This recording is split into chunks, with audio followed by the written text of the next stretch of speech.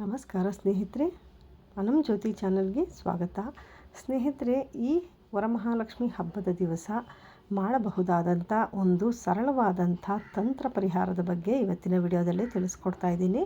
ಈ ಒಂದು ತಂತ್ರ ಪರಿಹಾರವನ್ನು ಮಾಡೋದ್ರಿಂದ ಏನೆಲ್ಲ ಉಪಯೋಗಗಳಾಗುತ್ತೆ ಅಂತ ಹೇಳಿದ್ರೆ, ನಿಮಗೆ ಅನಗತ್ಯವಾಗಿ ಹಣ ಏನಾದರೂ ಪದೇ ಪದೇ ಖರ್ಚಾಗ್ತಾ ಇದೆ ಅಂದರೆ, ಬೇಡದಿರೋ ವಿಷಯಕ್ಕೆಲ್ಲ ನೀವು ಸುಮ್ಮನೆ ಹಣ ಖರ್ಚಾಗ್ತಾ ಇದೆ ಅಂತ ಏನಾದರೂ ಹೇಳಿದ್ರೆ, ಹಾಗೆ ಯಾರಿಗಾದರೂ ಹಣವನ್ನು ಕೊಟ್ಟು ಅದು ವಾಪಸ್ ಬರ್ತಾ ಇಲ್ಲ, ಹಾಗೆಯೇ ನೀವು ಚಿನ್ನವನ್ನು ಪದೇ ಪದೇ ಗಿರ್ವಿ ಇಡೋದಕ್ಕೆ ತಗೊಂಡು ಹೋಗ್ತಾ ಇರ್ತೀರ, ಅದನ್ನು ಬೇಗನೆ ಮನೆಗೆ ವಾಪಸ್ ತಗೊಂಡು ಬರೋದಕ್ಕಾಗಿರಬಹುದು.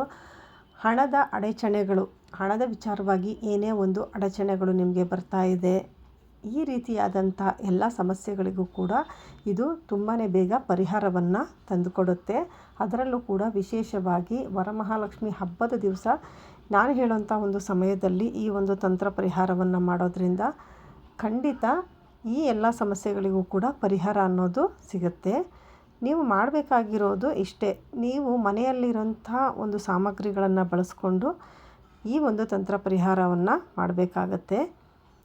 ಏನೆಲ್ಲ ವಸ್ತುಗಳನ್ನು ಬಳಸಬೇಕಂತ ಹೇಳಿದ್ರೆ, 7 ಲವಂಗ, 7 ಏಲಕ್ಕಿ, 7 ಕಾಳುಮೆಣಸು, 2 ಪಲಾವ್ ಎಲೆ, 1 ಕರ್ಪೂರ, ಇಷ್ಟು ವಸ್ತುಗಳನ್ನು ನೀವು ರೆಡಿ ಮಾಡ್ಕೋಬೇಕಾಗತ್ತೆ. ಇದೆಲ್ಲ ಏನು ನಿಮಗೆ ಮನೆಯಲ್ಲೇ ಸಿಗುವಂಥ ವಸ್ತುಗಳೇ ಆಗಿರೋದ್ರಿಂದ ನಿಮಗೆ ಅಂಥ ಕಷ್ಟ ಏನೂ ಆಗೋದಿಲ್ಲ. ಇದನ್ನೆಲ್ಲ ನೀವು ಒಂದು ಕೆಂಪು ಬಟ್ಟೆನಲ್ಲಿ ಹಾಕಬೇಕು. ಇದನ್ನು ನೀವು ಪೂಜೆಯನ್ನು ಮಾಡುವಂಥ ಸಮಯದಲ್ಲಿ ಇದನ್ನು ಒಂದು ಬಟ್ಟೆ ಒಳಗಡೆ ನಿಮ್ಮ ಸಂಕಲ್ಪ ಏನಿದೆಯೋ ಅದನ್ನು ಕೇಳಿಕೊಂಡು ಇದರಲ್ಲಿ ಹಾಕಿ ಗಂಟನ್ನು ಕಟ್ಟಬೇಕು. ಗಂಟನ್ನು ಕಟ್ಟಿಬಿಟ್ಟು ನೀವು ಅದನ್ನು ಕೈಯಲ್ಲಿ ಹಿಡ್ಕೊಂಡು, ಈಗ ನಾನು ಹೇಳುವಂಥ ಮಂತ್ರವನ್ನು 108 ಸಲ ಪಠಿಸಬೇಕಾಗುತ್ತೆ. ಆ ಮಂತ್ರ ಯಾವುದು ಅಂತ ಹೇಳಿದ್ರೆ, ಓಂ ಹ್ರೀಂ ಶ್ರೀಂ ಕ್ಲೀಂ ಮಹಾಲಕ್ಷ್ಮ್ಯೈ ನಮಃ.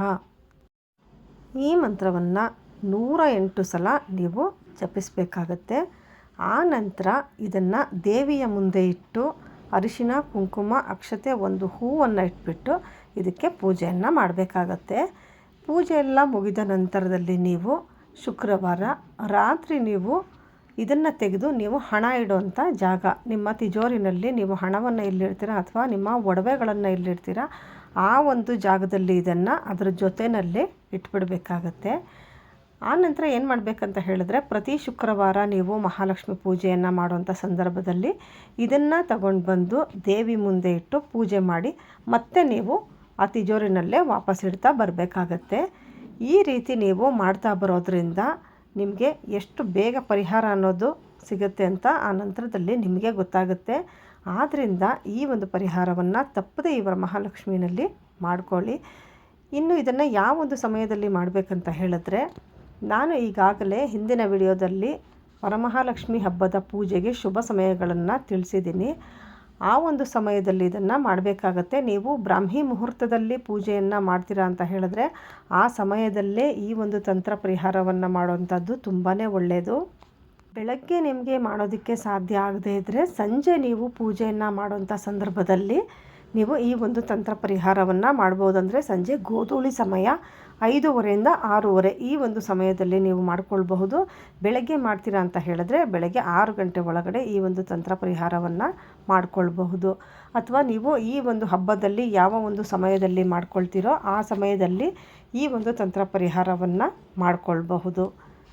ನೋಡಿದ್ರಲ್ಲ ಸ್ನೇಹಿತರೆ, ಈ ಒಂದು ತಂತ್ರ ಪರಿಹಾರ ನಿಮಗೆ ಇಷ್ಟ ಆಗಿದ್ದಲ್ಲಿ ಲೈಕ್ ಮಾಡಿ, ನಿಮ್ಮ ಸ್ನೇಹಿತರಿಗೆಲ್ಲ ಇದನ್ನು ಶೇರ್ ಮಾಡಿ. ಸಬ್ಸ್ಕ್ರೈಬ್ ಮಾಡಿದೆ ನಮ್ಮ ಚಾನಲ್ ನೋಡ್ತಾ ಇದ್ದರೆ ಈಗಲೇ ಸಬ್ಸ್ಕ್ರೈಬ್ ಮಾಡಿಕೊಂಡು ಪಕ್ಕದಲ್ಲಿರುವಂಥ ಬೆಲ್ ಐಕಾನ್ ಒತ್ತಿ. ಏನಾದರೂ ಅನುಮಾನಗಳಿದ್ದರೆ ಕಮೆಂಟ್ ಮಾಡಿ ತಿಳಿಸಿ.